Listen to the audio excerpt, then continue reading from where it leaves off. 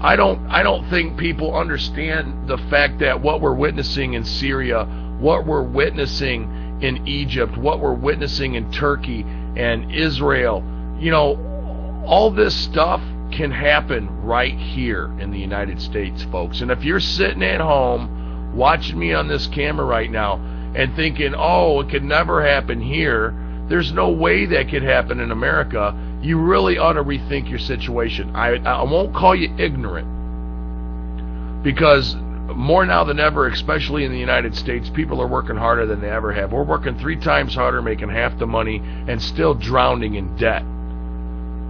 Welcome to the New World Order. That's that change you all voted for back in 2008, by the way. It's too much to handle, folks. Why do you think so many people are checking out? Why do you think so many places are closing? How many? Give me a thumbs up in the chat room at UPRN right now if you're in a city that it seems like all the mom and pop restaurants and all the mom and pop bars and all the little small convenience store businesses, everything's closing up. It's drying up. Toledo is being bled to death. I mean, the only thing that's making money in my city right now is the casino, and it just opened. It's a crappy world we're living in here, folks, and it's going to get a whole lot worse. And I hate to use the cliche 2012, but look at us, guys. It is June 25th, 2012. Half the year is gone. And if it doesn't look to you like we're in the swing of things, maybe you ought to go smack your fat head against a frickin' wall and wake yourself up. What are we going to do about it? I don't know. I tell you what I'd like to do about it, but I might go to prison. Cattle Dog McNabb, or AKA McNabb, says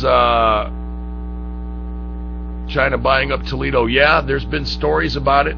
Actually, I believe one posted on Drudge this week that talked about all the Chinese-owned businesses and China coming and buying up property. Let me tell you how screwy this is. Tell me if you smell a stinker in this one. 5 years ago, Toledo had a piece of property smack dab on the Maumee River. They knocked down an aging sports arena, cleared out an entire bunch of businesses and marinas, and cleaned this port side property that the last time I read it, if you go back in the records, I think it was valued at like 25 point blah blah blah million. Okay, tell me how the Chinese bought it for 2.5 million, and I'll bet they're not paying taxes on it either.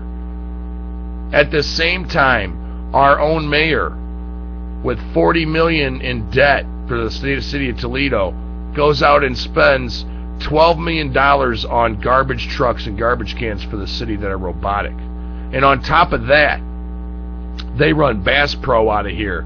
They ran Cabela's out of here. All these humongous stores that employ hundreds of people, and people that can still afford to spend money actually shop at, they let go to Dundee and Rossford.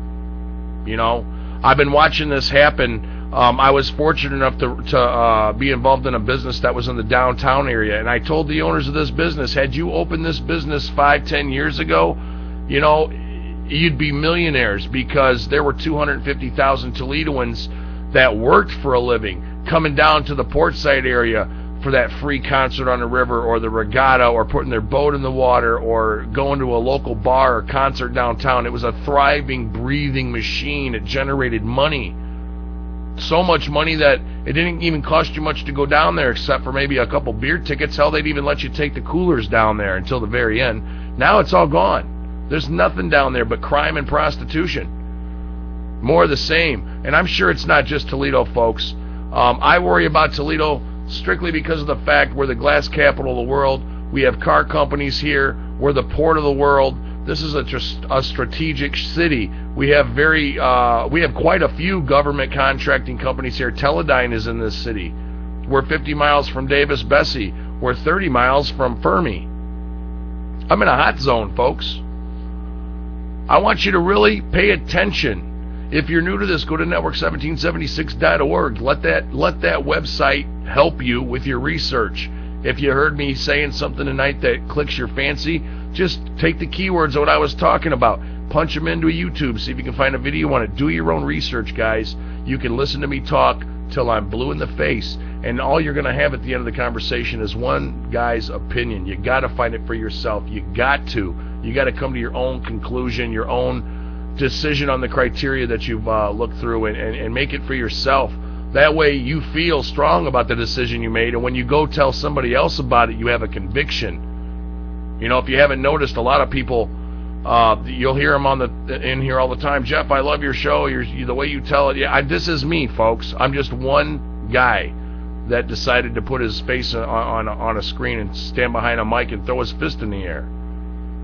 For anybody that fights for freedom. Folks, if you don't think we're not in the fight of our lives, then you're sorely mistaken. And I implore you to keep visiting UPRNtalk.com. I implore you to visit us Monday, Wednesday, and Friday every week at 9 p.m. because you need to hear this information. And that's all I got to say about that.